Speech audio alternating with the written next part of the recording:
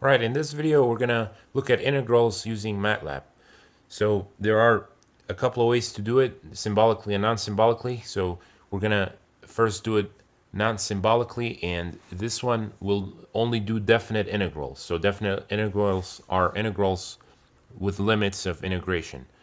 So the first way is to look at the quad and quadl function. Let's say we have a function, we need to define it like this. So it would be y and x, and this one is x squared. So this would be element by element too. So x dot squared, like this, like this. All right.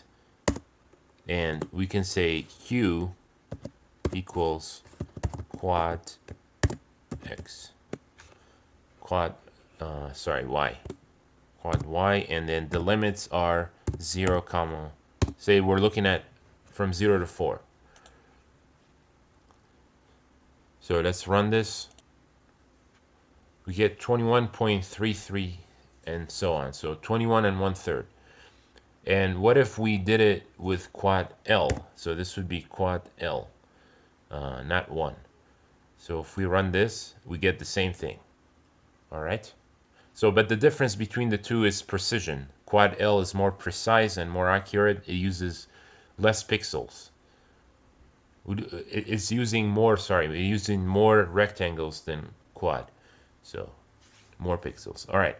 So, and then the last way is to do it with trapz. So the trapz method, that one needs two vectors. So first we need to define x. So we say x is equal to 0 to 4. X, now we've defined x, and let's say y equals x squared. X dot squared.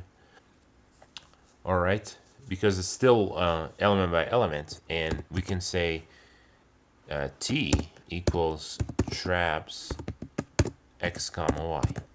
And if we run this, we would get a different number here. Oops. Trapz. Oops, I need to comment all this. Let's comment that and run it.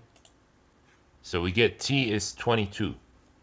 So before we got 21 point a number, but this one is trapezoidal rule and is less accurate, but it's still a good technique to numerically integrate.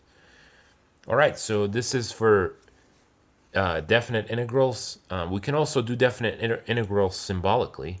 We can do syms xy, and we can say y equals int x squared. Notice we don't need the dot here anymore, and this is from 0 to 4. And if we run this, let's see, we get 64/3, and we can get an approximation for this. Let's say y1 equals double, so this will approximate it. Let's see, double y, and this is 21.33. So we get the same answer as we did for quad and quad L. Let's comment this, and this is all we need to do for definite integrals. This is all the ways that we can integrate in MATLAB. There were 3 ways for definite integrals. All right. What about indefinite integrals? That one we have to do it symbolically. That cannot be done not symbolically. So for this one, it's much easier though. We can say y equals x squared. Y equals int x squared in one go. Int, and we put parentheses like this, and we run this, and this gives us the integral. And that's how we do integration in MATLAB.